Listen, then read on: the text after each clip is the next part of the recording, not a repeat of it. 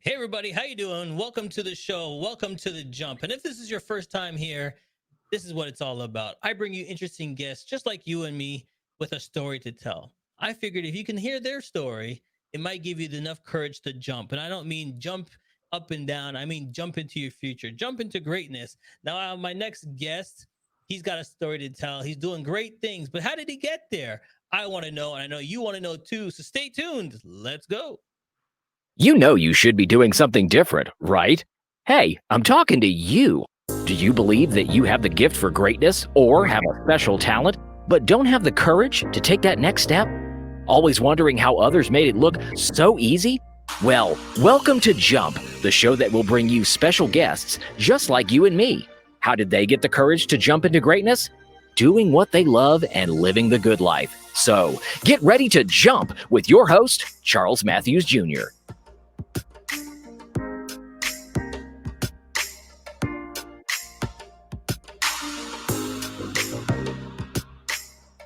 Yes, yes. Welcome to the show. Welcome to the show.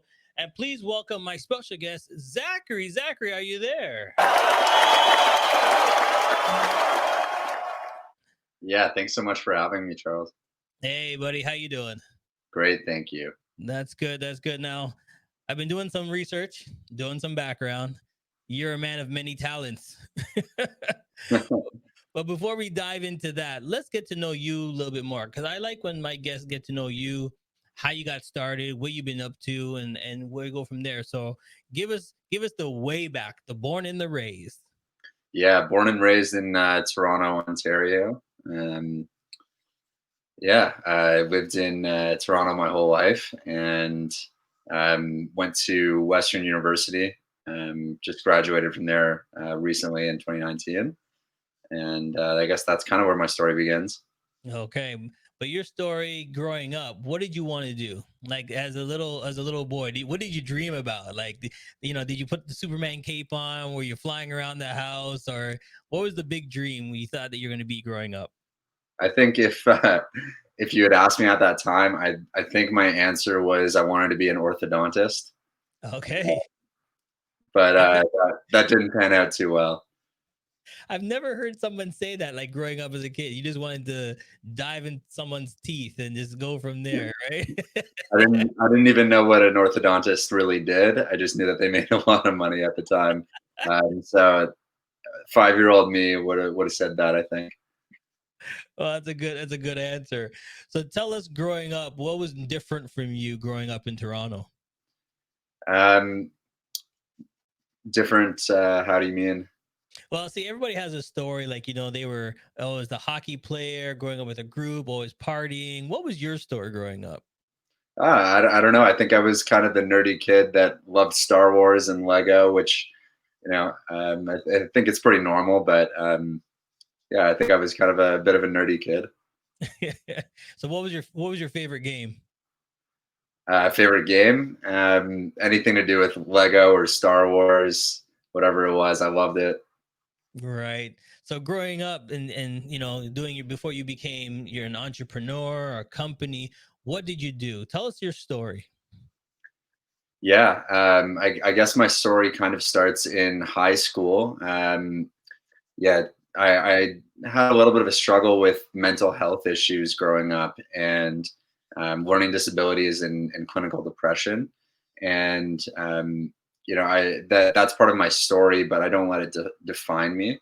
And allowing myself to sort of turn that page and become who I've become now, I think it tells a pretty good story in that sense.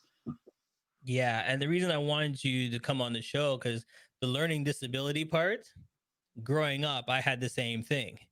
And I can tell I'm older than you, but it doesn't fade. You know what I mean? Things happen in different generations. So can we touch on that a little bit? How did you go through it? What helped you? What did you find out that maybe your story can help somebody else? Yeah, so it all kind of came down to one conversation that I had with an older friend of mine who sort of, is an unofficial mentor to me. Yeah, the conversation that we had took place around 2 a.m. around the campfire during the summer of 2015. And at that point, I was pretty lost in my life. I didn't know exactly where I wanted to be going. I was kind of just going through the motions and floating through life, but had no real direction. So it was a conversation that I had with him that, it really spoke to me and resonated with me. There were things that my parents and teachers had always told me about, take responsibility for your actions. You have the ability, you just have to make the decisions to do the work. Taking responsibility and starting to lead my life in a direction where I was going to see some success. That was up to me. And hearing it come from a friend and a mentor versus a parent or a teacher, someone that I didn't exactly want to listen to, hearing Yeah. it come from a friend who had no skin in the game, whether or not I was successful, that resonated the most with me. And that was when I turned it all around. And I think parents that are listening right now have to swallow that pill because Yeah. don't understand that we don't want to listen to our parents.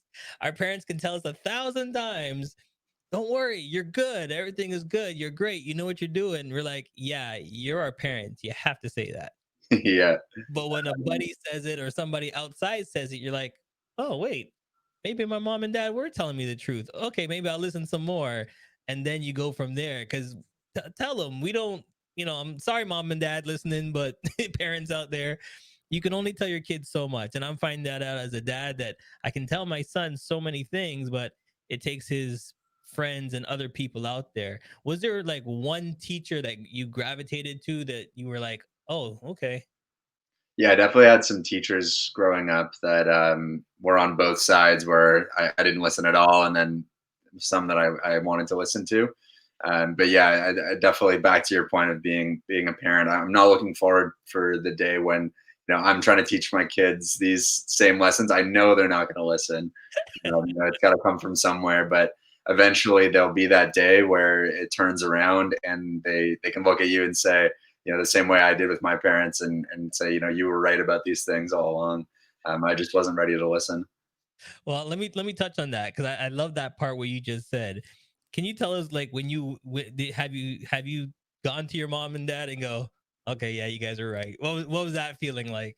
Yeah, I mean the tensions were lifted, and all the wrongdoings were righted. It was pretty much exactly right after that conversation that I mentioned earlier. I called my parents and told them I was going to drop out of university and take a year off. Um, Told them that it was time to start taking responsibility for my life, and they really were excited about that. They knew all along like it was the right decision. Um, and yeah, our relationship got so much better after that. Yeah, and that's good to hear that your parents in general can see it, feel it, and understand what they're going through. So now you've gone to that next level. You talk to your parents. The mentor talked to you. You're taking the year off. What are you doing? What are you doing during that year? Yeah, I decided to work construction, a job I hadn't worked before, and interestingly enough, it was my first day. That was the hottest day of the year. So I was working outside. I was sweating. I had no idea what I was doing. It's not like the guys I was working with were not exactly super friendly to me on the first day. They're trying to weed out the weak ones. So it was tough to say the least. And to make matters worse, I decided to bike to work. I didn't drive because it was in my neighborhood, so I had to bike home, and I was exhausted. It was yeah, that was a real slap in the face. But I knew that if I showed up and kept on showing up, things would get easier. So, you, that's what I you did. you would get the respect that like this kid keeps coming back. All right, something about this kid we gotta hang on to because he keeps coming back. Is that what it was? Yeah, exactly. And then here I was able to work my way up and gain respect of the crew, and eventually become sort of a project manager, site manager, by the end of that year. After which I went back to university. Hold on. So in that same year, you jumped that fast?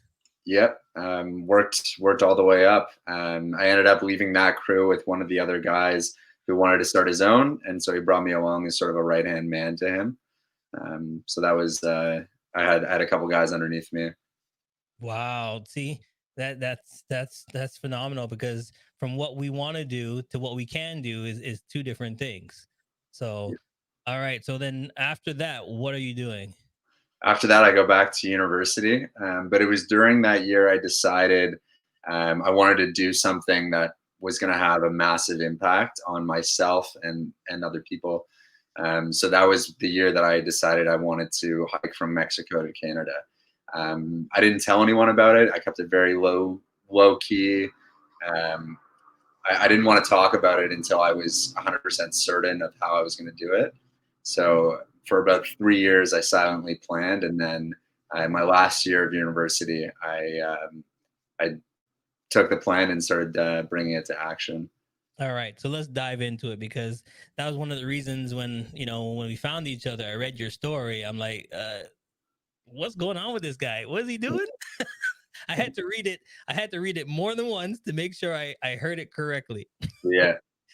So you hiked, and when they say hike, let's get the real deal of the word hike. What does hiking mean? So Okay.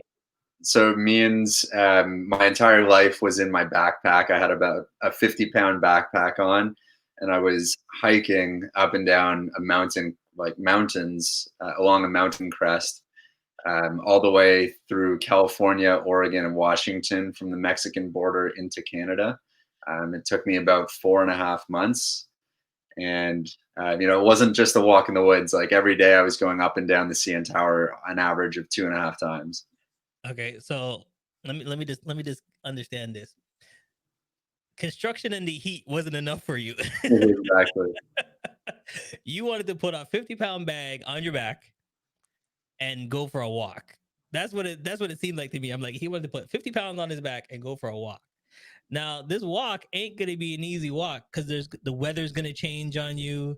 You had days with rain, sun. Like, tell, tell us how it like. Give us the nitty gritty. I don't want people to think, oh, that was nice. No, I want people to understand what you really did for 4 months backpacking. Okay, let's break it down. Your whole life is on your back, your clothes, your like what did you eat? How did you stop? Where did you camp? Like let's get to the nitty gritty. Yeah. So, where did I camp? I slept in a tent every night, just on the side of the trail.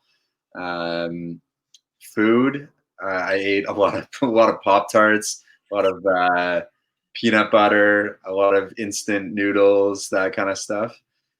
Um, a lot of I'm so sick of Cliff Bars. I can't eat another Cliff Bar in my life. Um, and yeah, about every 4 to 5 days, the trail would cross a road that I could hitchhike on into town. So I'd hitchhike into town, pick up some supplies, typically hitchhike back out, and get back going. Now, what are you thinking this whole time, and why did you want to do it? That's the part that I'm like. For me, I'm trying to think. Why does this guy want to do this? What made you? I know you said you didn't talk to anybody, but what was the thrill or the excitement or the clarity that you wanted to go for this walk? Yeah, I wanted to do something that was, could actually start to build my name and my legacy. So when I was my age, both my grandparents, when my grandparents were my age, both of them had fought in a war, which is, kind of a timely um, thing for today, today's Remembrance Day. And, thinking about, what men had had to do generations before, people in general had to do generations before, um, you know, fighting in a war, for example, in your early 20s. That's something that your grandkids can say. My grandfather did XYZ. So I wanted something that could start building my legacy like that. So now my grandkids can say, when my grandfather was 23 years old, he hiked from Mexico to Canada and raised $10,000 for mental health, and that's something that's impactful, I think. Yes, and let's stick a pin on that one because we didn't talk about why you were doing it, and we didn't talk about what the reason was. Like you're raising funds, you're raising awareness. So let's put that in there because people might be thinking he just went for a walk. No, he didn't just go for a walk. You were letting people know that this is something out there. People should know about how we can change this, giving people a perspective on it. And along the way, you also raise some money, which a lot of charities can't raise what you raised. So tell us about how the charity worked. Yeah, yeah, Charles, I'll tell you a little bit about the charity. So it's called Youth Assisting Youth, and it's based here in Toronto.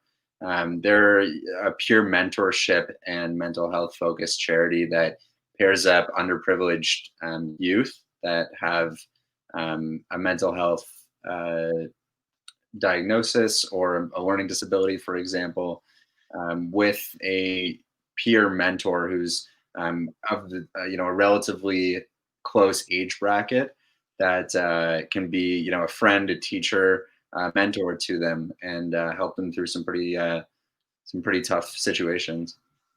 Yeah, and then what I was talking to my last guest before you came on, that during COVID right now, it's not really easy for certain people. You know, the routine has changed, things have changed. So this is a great organization to be helping out people, and you in general, you have to think about what we can do to help others right now to be coping with COVID.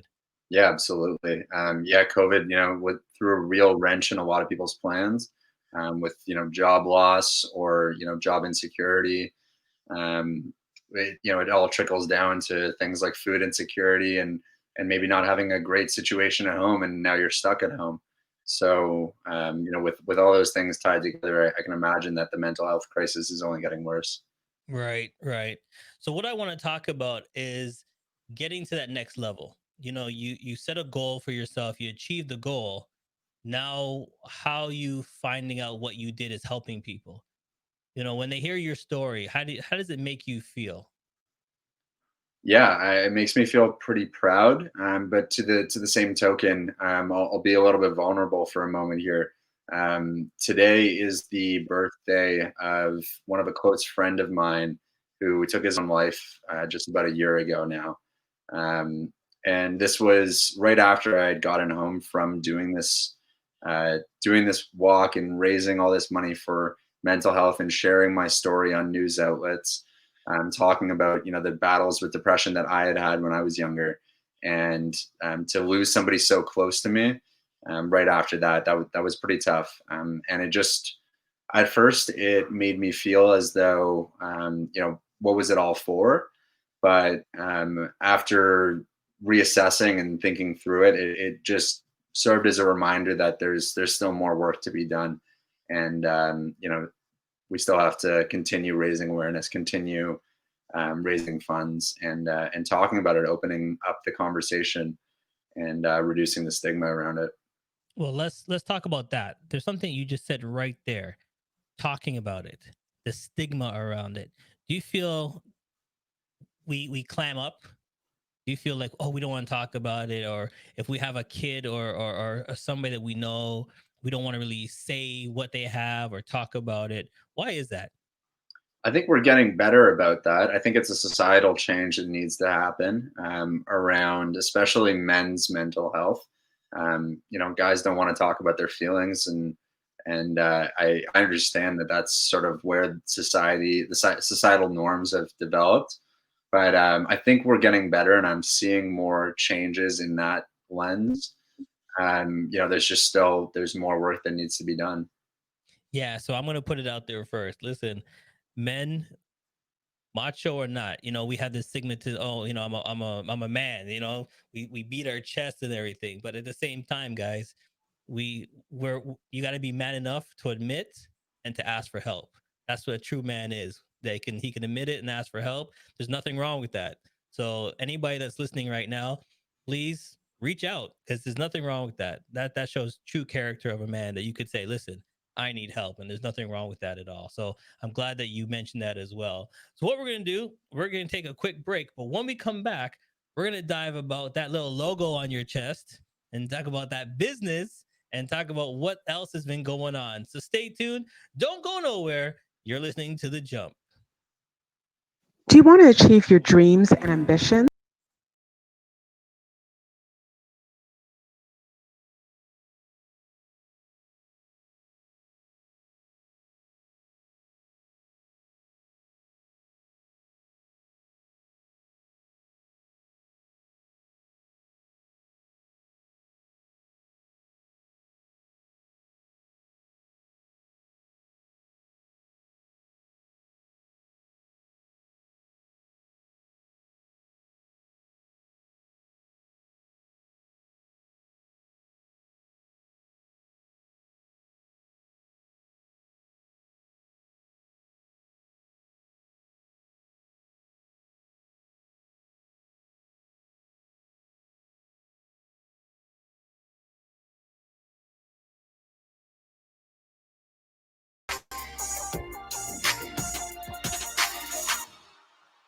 Yes, I'm back with my special guest, and I'm so honored for you to be here.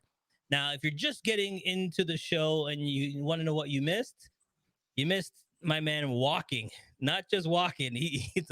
How long did you walk for? 4.5 months.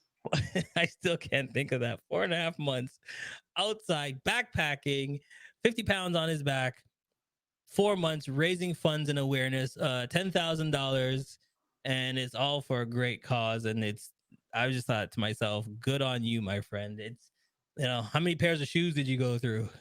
Yeah, I actually only went through 3 pairs of shoes,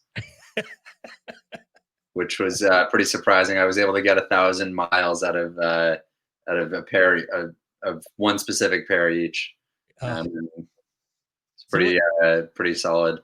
So before we get into the company, the little birdie on your chest, I want to know what's next for you, because like after after you eat that 30-pound steak, it's like a 10 pound and 20 doesn't seem like S anymore. You've done the ultimate walk. What's next for you? What's the next challenge?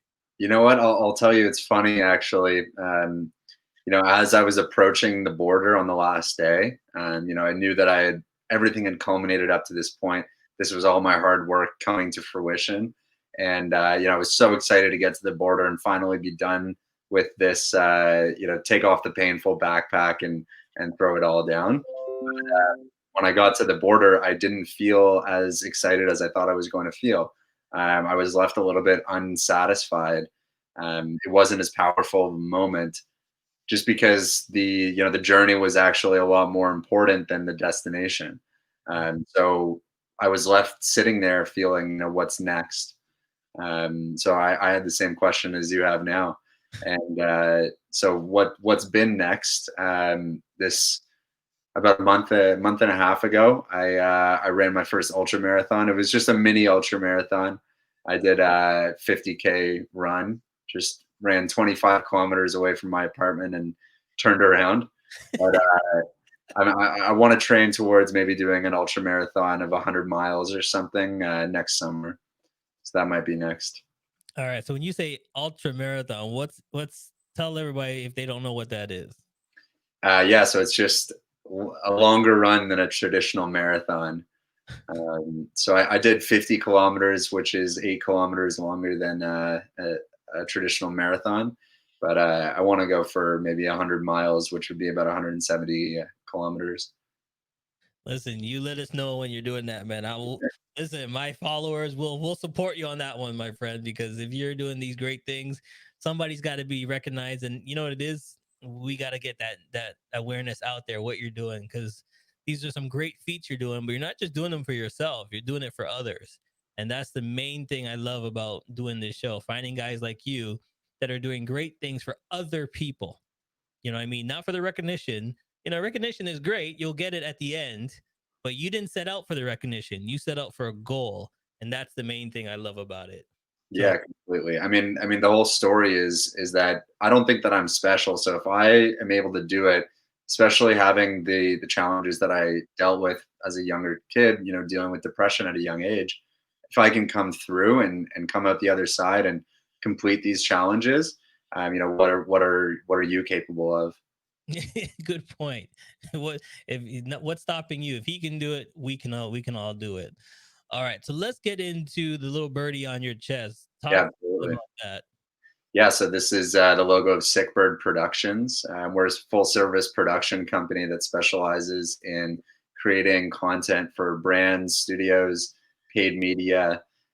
So essentially, we help brands create awesome, video content, graphic design, copywriting, audio engineering, everything to do with creating content and showcasing their brand. So how did this come about? Yeah, so this is a a company that a good friend of mine had started just about a year ago now, and during COVID, I decided I wasn't really too happy with the direction that I was going in my career, so I decided to approach her and see if we could work on a partnership together. So we're trying to build this business up and reach more clients. So that's where I've come in to try to increase our client base. The work that we've done for our previous clients, they've been super happy with. We just need a little bit more, manpower to get this into the hands of more folks. Right. And then I want everybody to be listening. Like, let's listen back to our first part of this conversation. Growing up with a disability, not letting it stop you, finding out your goal, moving forward, doing great feat, now an entrepreneur. Did you ever, if you can go back in time and talk to your little self, what would you tell them?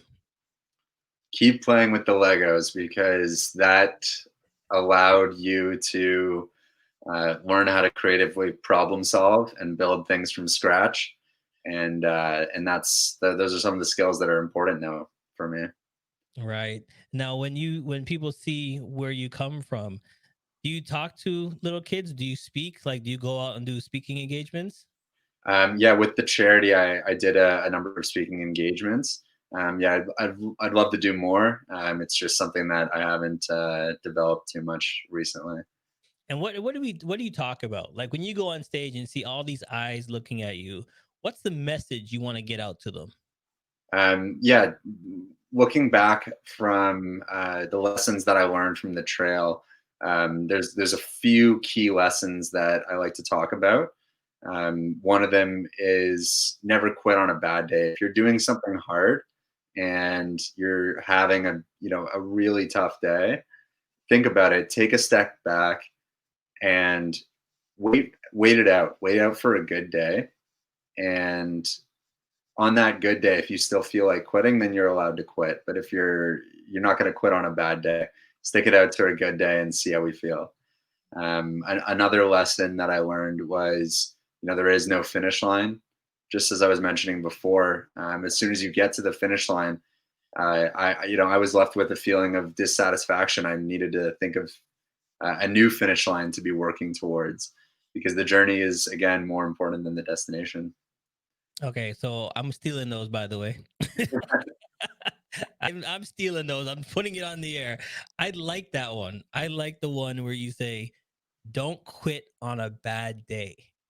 You know what I mean? Because when you said that, I'm thinking you're so frustrated, you're angry. You just said, "Oh, I'm done. Forget it. I'm not doing this anymore." And then when you calm down, you realize I really like doing this. Okay, I just messed up somewhere. Where did I mess up on? And then you realize that it wasn't that bad after all. So I love what you just said there. Take some time, walk away, and come back. And number Exactly. two is the finish line. I like that. But I was gonna let you go, but I got now that I got one more question for you because I have to ask it.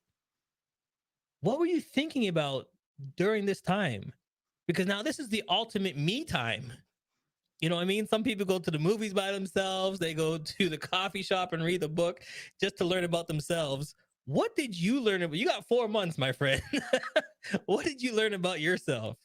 Yeah, the lesson learned about myself is, I think when you take a look at something in a vacuum, in isolation, place someone on a desert island, and there's nobody watching. What do they do? What are the actions that they take? Do they keep themselves alive? Do they survive? Do they thrive?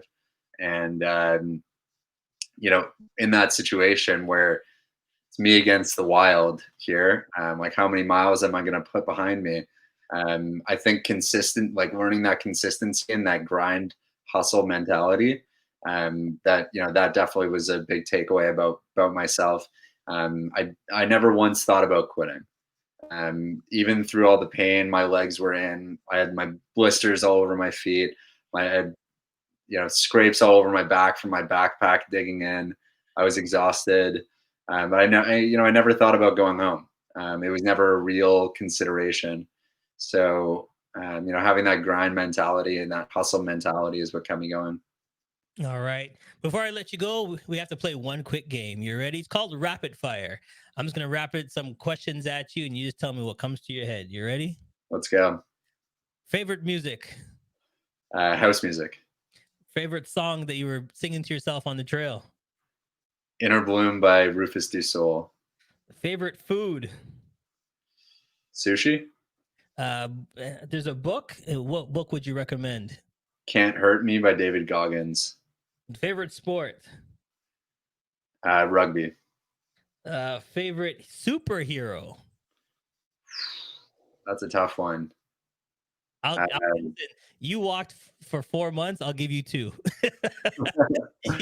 I always liked Spider-Man and Batman growing up. Spider-Man and Batman. Well, hold on. That's 2 different combos right there. 2 different universes. Yeah, that's interesting because one is all bubbly and he wants to tell those jokes, and one's all serious. So I like it. I like it. And before we go, what is your hidden talent? Hidden talent.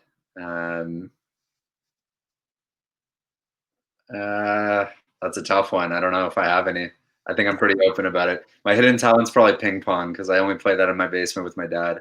There you go. There you go. And I bet you any money you make a mean peanut butter sandwich, right? A peanut butter and Pop-Tart sandwich. Well, my friend, this has been a pleasure and an honor to have you on my show. But before I let you go, I'm going to give you the opportunity to shout out anybody you want to shout out, to say anybody out there, or to leave one final message. I'm giving the floor to you. Yeah. For anybody listening who owns a brand and is looking for any content, we'd love to collaborate with you guys at sickbirdproduction.com. A quick shout out to all my friends from Western, and it's a tough day today with Jeff's birthday, but I'm thinking of you guys. All right, my friend. Listen, on that note, think of somebody else. If you haven't talked to somebody in a while today, pick up the phone, call them, let them know that you're thinking about them, because everybody needs that phone call now and then. You didn't have to listen, but I'm glad that you did. Thank you, everybody. Thank you, my friend, for being on the show. Thanks so much for having me, and thank you, everyone. Thank you for listening.